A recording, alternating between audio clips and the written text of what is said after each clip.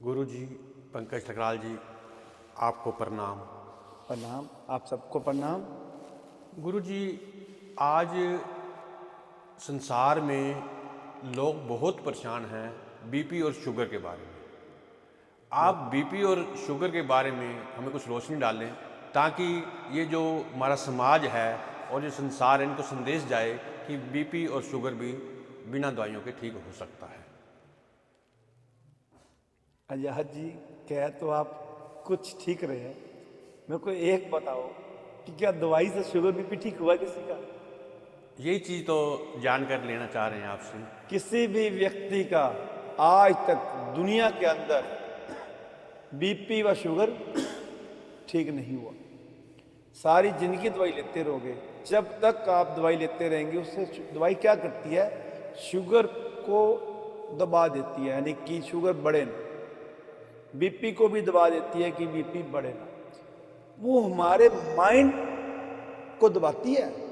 ये मत समझना कि हमारे शरीर को दबा देगी। शरीर में तो शुगर वही चल रही है।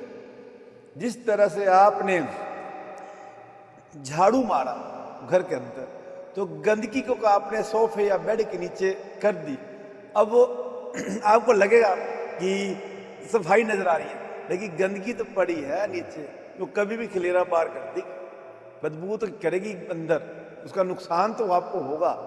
यही काम है शुगर और बीपी की। जब हम दवाई लेते हैं हमें लगता है हमें कुछ आराम है, लेकिन हकीकत में वो बीमारी हमारे अंदर चल रही है, जिसकी वजह से हमारे को आने वाले 5 या 10 सालों के अंदर अंदर कोई बड़ा रोग लग जाता है। ठीक है, अब आप कहते हैं कि शुगर व बीपी की रोग ठीक कैसे होगा? आजाद जी, आपको मालूम है बिल्कुल आसान है।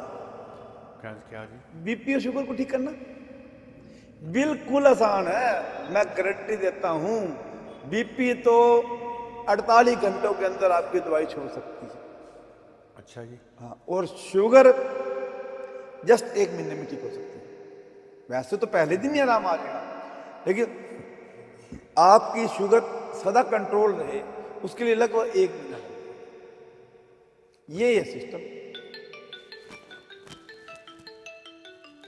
करना क्या है आपने? करना क्या है आपने? आपने सिर्फ अपनी डाइट को ध्यान देना, कुछ नहीं करना आपने। कहीं सोच रहे हो आप कि मैं कोई दवाई ले लूं या कोई ऐसा कुछ कर लूं या कोई मेरे को दौड़ लगवाएंगे या मेहनत करवाएंगे जिससे आपकी बीपी या शुगर ठीक होगा, ऐसा आपसे कुछ नहीं कराना। आप सिर्फ अपने डाइट पे ध्यान रख लीजिए। पके हुए भोजन को सिर्फ 30% कर दीजिए, कच्चे भोजन को 70% कर दीजिए। पका हुआ भोजन समझ के ना, जो भी हम घर में खाते हैं उसको सिर्फ 30% कर दो। कच्चा भोजन समझ के जो फल हैं, सलाद है, अंकुरित करी हुई दालें हैं, अनाज है, ड्राई फ्रूट भिगे हुए हैं, इन चीज़ों को 70% कर दीजिए। जैसे आप सुबह फल खाएं, 12-1 बजे तक खूब फल खाएं, दोपहर को आप खूब एक भर प्लेट सलाद खाएं, फिर थोड़ा सा भोजन ले लीजिए जो घर का बना हुआ है। ठीक है ना आजाद जी? खूब बड़ी प्लेट, एक भर बड़ी प्लेट सलाद की खाएं और उसके खाने के बाद आपके घर में जो भोजन बना हुआ वो ले लो।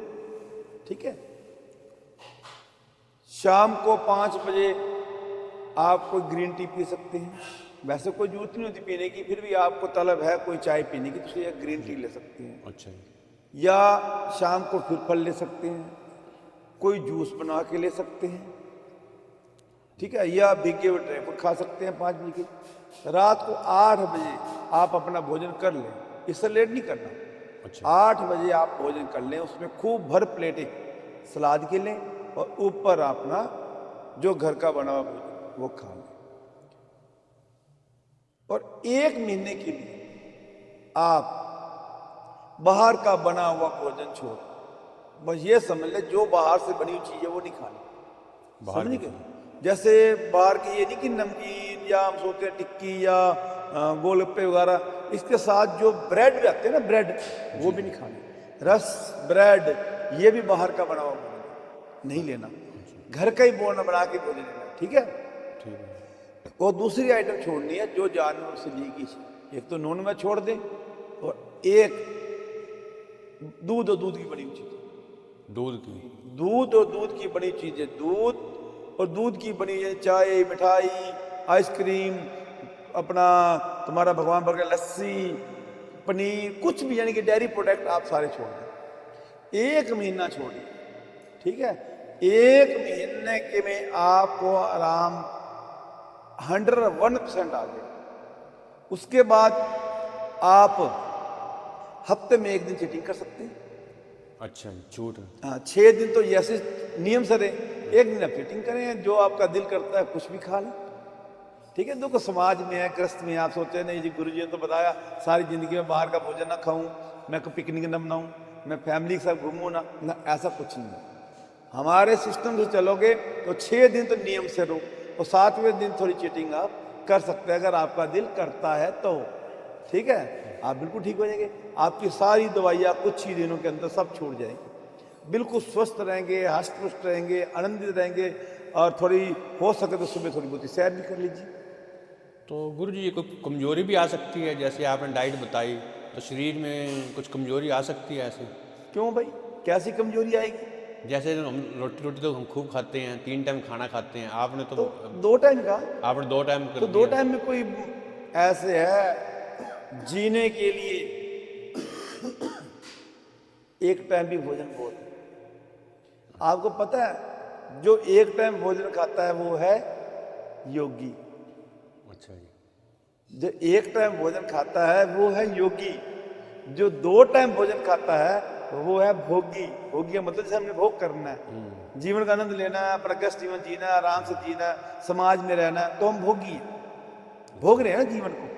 तो भोगी का 2 टाइम जो खाना खाएगा वो है भोगी। जो 3 टाइम भोजन खाएगा, यानी अनाज की बात कर रहा हूँ, जो 3 टाइम दिन में अनाज खाएगा वो है रोगी। जो 3 टाइम भोजन खाएगा वो रोगी रहेगा ही रहेगा, उसको वो कभी की, वो चाहे कितने बड़े बड़े डॉक्टर के पास चला जाए, कितना समझदार हो, वो बीमार होगा ही। 2 टाइम, हमारे शास्त्रों में 2 टाइम ही भोजन लिखा गया है। हमारे जो बुजुर्ग थे ना, जो पुराने लोग थे हमारे, आज से 30, 40, 50 साल पहले, वो सभी 2 टाइम में भोजन करते थे। हाँ, जो ऋषि मुनि महात्मा या योगी बनना चाहता है, संत बनना चाहता है, वो 1 टाइम भोजन करता है। 1 टाइम बहुत है, जीने के लिए 1 टाइम भोजन बहुत है। आप कभी ना कमजोर होगे, बल्कि उन लोगों से ज्यादा ताकतवर रहेंगे जो 3 टाइम भोजन करते हैं। हाँ, तो 1 टाइम भोजन करने से संतुष्टि है, बाकी समय आप सलाद और फल लीजिए। और अगर आपने 2 टाइम, मैं तो 2 टाइम का ग्रस्त जीवन जी रहे हो, 2 टाइम भोजन करो, सुबह फल लो ना, खूब सारा फल लो, थोड़ा लोगे, कम से कम 1 किलो फल खा लेना चाहिए।